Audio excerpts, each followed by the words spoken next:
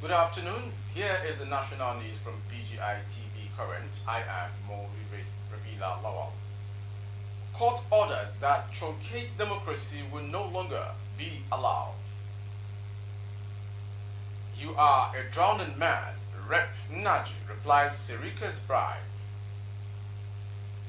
DSS seizes Emefiele's passport, plans home office search.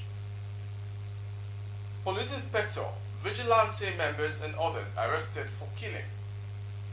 And in sports, Super Eagles camp bubbles with 19 players. Now the news in detail. In his inaugural Democracy Days address, President Bola Ahmed Tinubu declared that the era of court orders that undermine democracy is over. Reports that he emphasized that the need for further reforms within the country's judiciary to ensure its integrity. Addressing the nation on Monday, President Bola Ahmed Tinubu expressed his commitment to establishing a robust judiciary that inspires confidence and upholds justice, thereby strengthening our institutions. Highlighting the urgency of the matter, he declared, "We will no longer tolerate the arbitrary issuance of illegal orders that disrupt or curtail the democratic process." President Bola Tinubu also shed light on the recent harmonization of retirement age for judicial officers, emphasizing its role in fortifying the rule of law, a fundamental pillar of democracy. He stressed that this reform is just the beginning, indicating that more measures are on the horizon. To state here that unnecessary illegal orders issued to truncate or abridge democracy will no longer be tolerated. The recent harmonization of the retirement age of the judicial officers is meant to strengthen the rule of law, which is critical pillar of democracy. The reform has just started. The democracy that will yield right dividends to the people who are shareholders means more than just freedom of choice and right to get people into elective offices. It means social and economic justice for our people. To the winner of June 12 democracy offers the best chance to fight and eliminate poverty.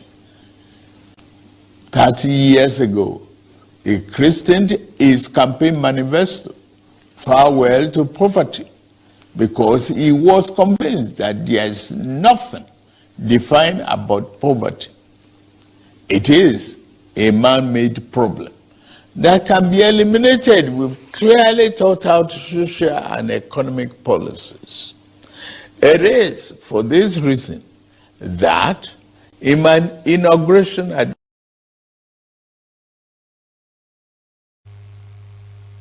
Going on to the next story.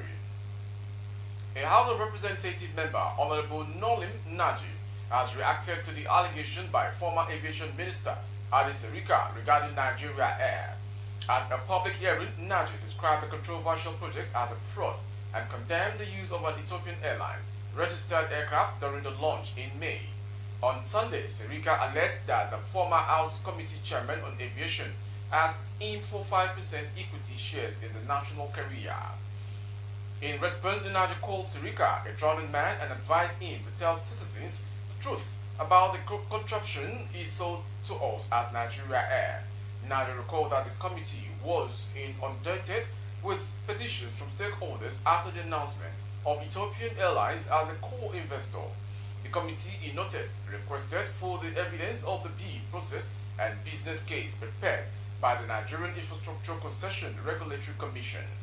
Inaji said Sirika told them the document was being worked out by the ICRC and would make it available but failed to do so before Airline Operators of Nigeria (AON) sued the ministry and got an order stopping the project. On May 20, 2023, I received a report of threat of mass resignations by key personnel of the Nigeria Civil Aviation Authority, he said. The threat, according to him, followed pressures from the ministry to give waivers to Nigeria Air to enable its Secure Air Operator Certificate (AOC). so that it could take off before President Muhammad Buhari leaves office. The Naji said he issued a statement warning the former minister against subverting the authority of NCAA because of its severe consequences on the air transport sector. It is also common knowledge that the Nigerian institutional investors he mentioned as participants have all denied him.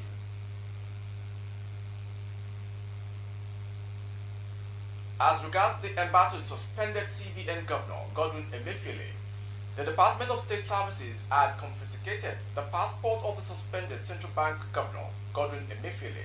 The service, it was also lent, may search Emefiele's home and office this week, following his suspension on Friday as a result of the ongoing investigation of his office and the planned reforms in the financial sector.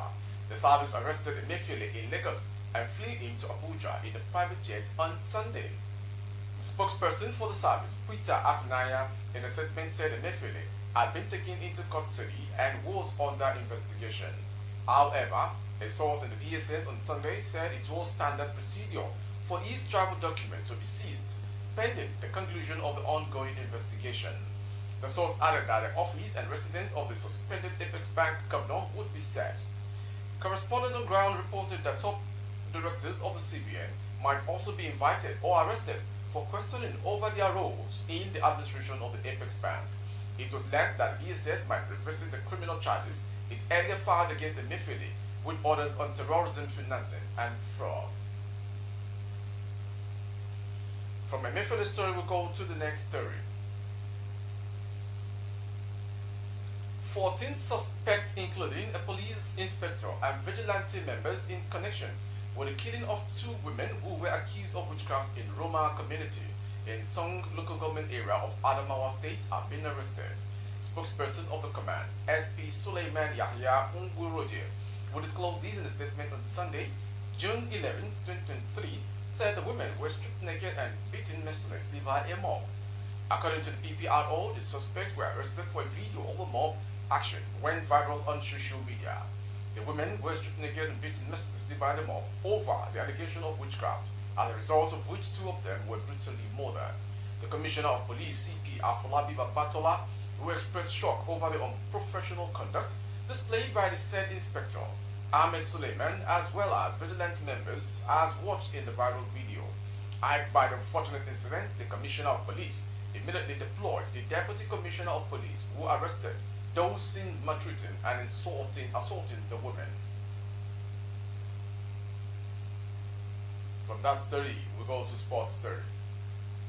The Super Eagles camp came alive on Sunday night with the arrival of more players ahead of the 2023 Cup of African Nations qualifier against the Sierra Leone Stars. 19 players arrived at the team's Echo and Hotel Suite camp on the 4th day.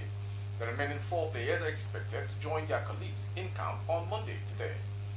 Vice Captain William Trus Ekong, Ademola Lukman, Alex Iwobi, Joe Aribo, Kevin Apoguma, Wilfred Indidi, and Kelechi Iheanacho were among the early arrivals in camp. The Super Eagles will have their first training late tonight at the Mobolaji Johnson Arena, Onikon, Lagos. Sunday's encounter is built for the Samuel Kenyo Dove Stadium, Monrovia, Liberia. Ekong, Lukman Aribo, Iwobi, Basi Ajayi Apoguma, Omeruo Indidi, Iheanacho, Awoniyi, Simon Adeleye, Sochima Ojo Duru, Samuel, Divine Onyeka. With the names of the Super Eagles players in camp, we end the national news for this hour. Before we go, some major headlines. Court orders that Trauncate democracy will no longer be allowed. Tinubu. According to the controversy surrounding Nigeria Air, you are a drowning man. Rep Naji replies Syracuse bribes allegation. DSS seizes Emefiele's passports, plans home office search this week. Police inspector, vigilante members and others arrested for killing 2. And in sports, Super Eagles camp bubbles with 19 players. For more updates of our broadcast on YouTube, our handle is BGI TV Current. Kindly subscribe and click on the notification bell. Select option all to access our broadcast. On Facebook, by the day with Alawi and invite you please like and follow our messages and program. For advertisement into goods and services, coverage of events and functions, please dial the phone number streaming on the screen. Thank you for watching. Happy Democracy Day. I am Mohiri Rakila Lawal.